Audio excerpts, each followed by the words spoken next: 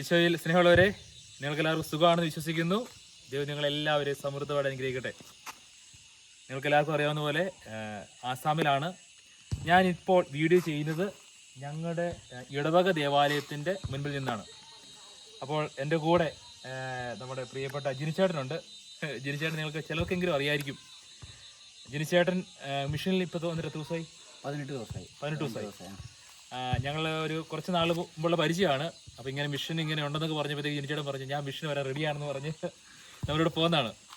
ജിനിച്ചേട്ടൻ ആർട്ടിസ്റ്റാണ്. ഇങ്ങനെ പല സ്ഥലങ്ങളിൽ പോയി ഇങ്ങനെ ആർട്ട് വർക്കുകളൊക്കെ ചെയ്ത് എവിടെയൊക്കെ ഇങ്ങനെ ആർട്ട് വർക്ക് ചെയ്തേക്കുന്നത്? മെയിനായിട്ട് എവിടെയൊക്കെ ചെയ്തേക്കുന്നത്? മെയിനായിട്ട് കാൽവരിമൗണ്ടാണ്, 10 മൈൽ കാൽവരിമൗണ്ട്, കട്ടപ്പന, ഇടുക്കിയിൽ. അപ്പോൾ അവിടെ ഒരു ബിയ ഡൊളറോസ എന്ന് പറഞ്ഞൊരു ഗ്രോട്ടോ ചെയ്തു. പിന്നെ അങ്ങനെ ഒരുപാട് വർക്കുകൾ, റിസോർട്ടുകൾ, പള്ളികളിൽ കുറേ വർക്ക് ചെയ്തിട്ടുണ്ട്. 10-22 ഗ്രോട്ടോകൾ ചെയ്തിട്ടുണ്ട്.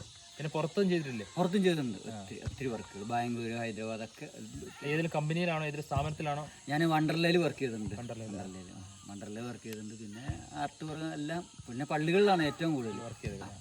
അപ്പോൾ ഞാനിങ്ങനെ ഇദ്ദേഹത്തെ ഇങ്ങനെ പരിചയപ്പെട്ടപ്പോൾ ഞാൻ പറഞ്ഞു ഇങ്ങനെ മിഷനിൽ ഇങ്ങനെ ഒരു സ്ഥലമുണ്ട്. അപ്പോൾ പറഞ്ഞു വരാൻ പറ്റുമോയെന്ന് ചോദിച്ചു. അപ്പോഴത്തേക്ക് ജിനിച്ചേട്ടൻ പറഞ്ഞു ഞാൻ റെഡിയാണെന്ന് പറഞ്ഞ് വന്നാണ്. അപ്പോൾ വന്നിട്ട് 18 ദിവസമായില്ലേ? 18 ദിവസമായി.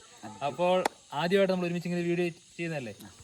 എന്നാ തോന്നുന്നു ഈ 18 ദിവസത്തെ ഒരു വിശേഷം എന്ന് പറയാം? 2 ദിവസത്തെ വിശേഷം ഒന്നും പറയല്ല, അടിപൊളിയാണ്. ഭയങ്കര സന്തോഷമായി. എന്ന് വെച്ചാൽ 1 കറണ്ട് ഇല്ല, 2 നെറ്റില്ല. ഇതൊക്കെ ഏറ്റവും വലിയ സമാധാനം നമുക്ക് കിട്ടുന്നത്. സമാധാനം. പിന്നെ പ്രകൃതിയും പിന്നെ ഇവിടെയുള്ള മനുഷ്യരും മൊത്തത്തിൽ എന്തോ ഒരു നല്ലൊരു ഇതാണ്. ഇത് പറയാൻ പറ്റില്ല, വന്ന് തന്നെ ഇതാണ്. എന്താ ഞാൻ 18 ദിവസം പോയത് അറിഞ്ഞില്ല കേട്ടോ. 18 ദിവസമായെന്ന് പറഞ്ഞിട്ട് ഞാൻ 1 ദിവസം പോയത് തോന്നുന്നത്. നല്ല രസമാണ്. ഇവിടുത്തെ പ്രകൃതി എല്ലാം, പിന്നെ ഇവിടുത്തെ ഫുഡാണെങ്കിലും ഇവിടെയുള്ളവർ ഇവിടെ തന്നെയാണ് അരി, ഇവിടെയുള്ള പച്ചക്കറി, ഇവിടെയുള്ള എല്ലാം എന്ന് വെച്ചാൽ ഒരു മായവും ഇല്ല. എനിക്ക് ഏറ്റവും ഇഷ്ടം ഇവിടെയുള്ളവർക്ക് അസുഖങ്ങളില്ലെന്നുള്ളതാണ്. എന്ന് വെച്ചാൽ നമുക്ക് വണ്ടി ഒരു 3-4 മണിക്കൂർ 3 മണിക്കൂർ മിച്ചം യാത്ര ചെയ്യണം നമുക്ക് ടൗൺ ആശുപത്രിയിൽ പോകണമെങ്കിൽ. 4 മണിക്കൂർ നല്ലൊരു ആശുപത്രി പോകണമെങ്കിൽ. ആശുപത്രി. അപ്പോൾ ഇവിടെ ആശുപത്രിയിലുള്ള കേസില്ല. എന്താ വെച്ചാൽ വണ്ടി അച്ഛനറിയാം. ഇവിടുത്തെ വണ്ടിയുടെ പോക്കൊക്കെ കഴിഞ്ഞാൽ ഭയങ്കര ഓഫ് റോഡാണ്. പിന്നെ ഭയങ്കര സന്തോഷമായി. ഭയങ്കര സ്നേഹമുള്ളവരെ, നമ്മൾ ഈ വീഡിയോയിൽ പ്രധാനപ്പെട്ട കാരണം ഇവിടെ ജിനിച്ചേട്ടൻ 18 ദിവസമായി വന്നെന്ന് പറഞ്ഞല്ലോ. ഇദ്ദേഹം ഇവിടെ ചെയ്തൊരു വർക്ക് നിങ്ങളെ കാണിക്കാൻ വേണ്ടിയാണ് നമ്മൾ ഈ വീഡിയോ ചെയ്തത്. അപ്പോൾ ഇത് നമ്മുടെ ഇടവകപ്പള്ളിയാണ്.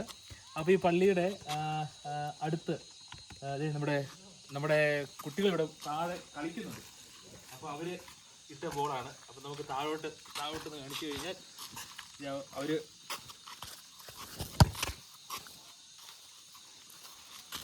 അവർക്ക് വേണ്ടിയുള്ള ബോളായിരുന്നു. അത് ബോൾ കൊടുത്തു. അപ്പോൾ ഈ പള്ളിയുടെ വർക്ക് നിങ്ങളൊന്ന് കാണിക്കാൻ വേണ്ടിയാണ് ഞങ്ങൾ വന്നിരിക്കുന്നത്. അപ്പോൾ ജിനിച്ചേട്ടൻ ചെയ്ത ഒരു വർക്ക്. അപ്പോൾ ഇതിന് മുൻപുള്ള ആൾത്താര ഇങ്ങനെ പ്ലെയിൻ ആയിട്ടായിരുന്നു. അപ്പോൾ ജിനിച്ചേട്ടൻ വന്നപ്പോൾ അങ്ങനെ നമ്മളിത് ചെയ്തതാണ് ഈ പള്ളിയുടെ ഒരു ആൾത്താര. അത് നിങ്ങളൊന്ന് കാണിക്കുകയാണ്. അപ്പോൾ ജിനിച്ചേട്ടൻ ഒന്ന് കാണിച്ചോട്ടെ? വാ.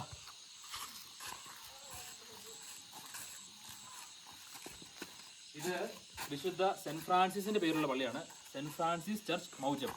ഇത് ടിഫു രൂപതയിലുള്ള ദേവാലയമാണ്. ആസാമിലാണ് ദേവാലയം തുറക്കുന്നു.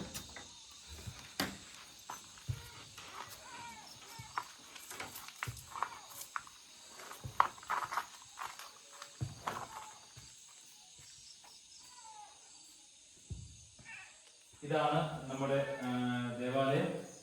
അപ്പോൾ ഇതാണ് ജിനിച്ചേട്ടൻ ചെയ്ത വർക്ക്. നിങ്ങൾക്ക് നോക്കിയത് മനോഹരമായിട്ടൊരു വർക്കാണ്. സ്നേഹമുള്ളവരെ, ഈ ദേവാലയത്തിലെ ഈ അൾത്താര ഇത്രയും മനോഹരമായിട്ട് ജിനിച്ചേട്ടൻ ചെയ്തു.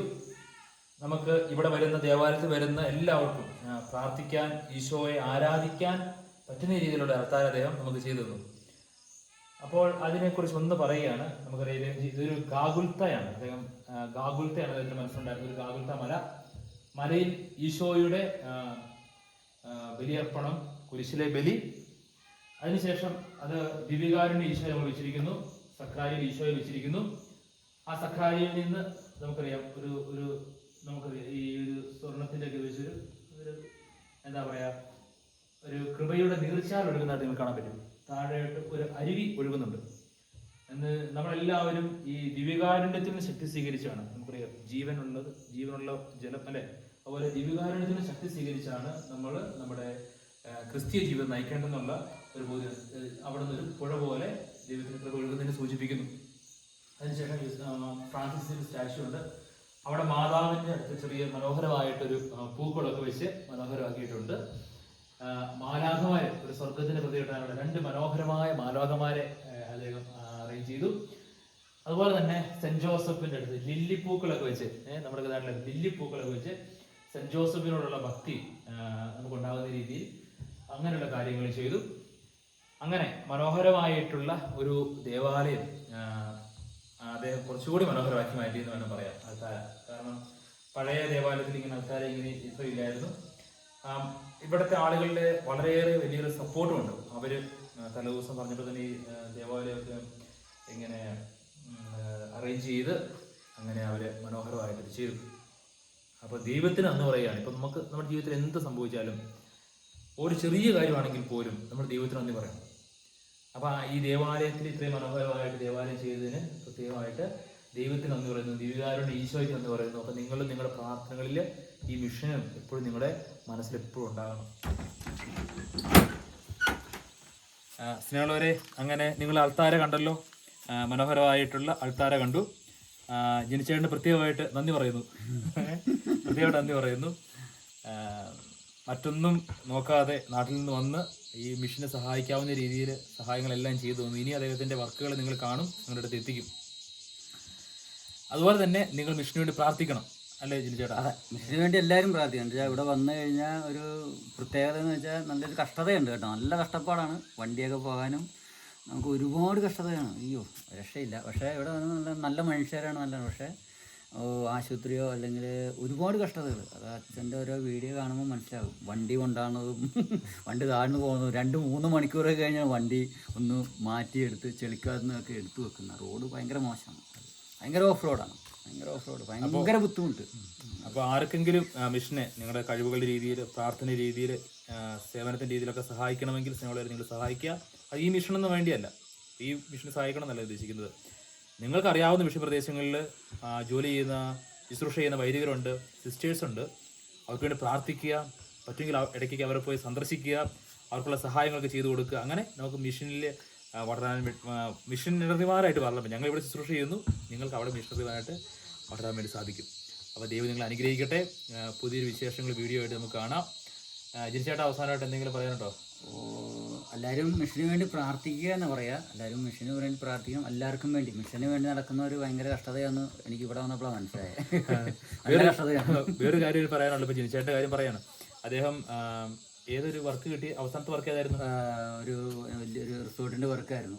ആ റിസോർട്ടിന്റെ ഒരു വർക്ക് ഏകദേശം 10 ലക്ഷം രൂപ മേളിൽ വരുന്നു.